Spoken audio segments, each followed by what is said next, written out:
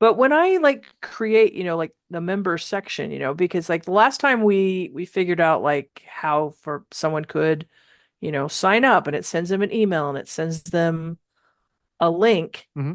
and they create like their username and password there.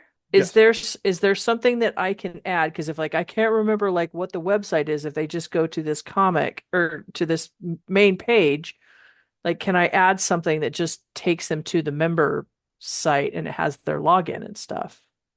Um, you can. I mean, technically they've been enrolled, so they can access.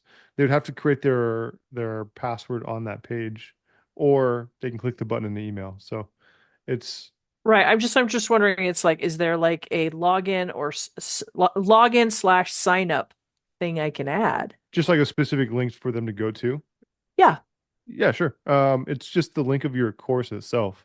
So if you uh here, I can actually share my screen so you don't have to exit out of yours. Yeah. Let's see.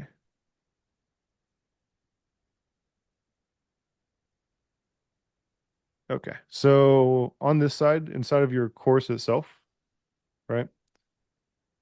If we go to your actual course, there's going to be a URL at the top. This guy right here. You just want to Okay. copy this guy right here. Click on the little copy icon.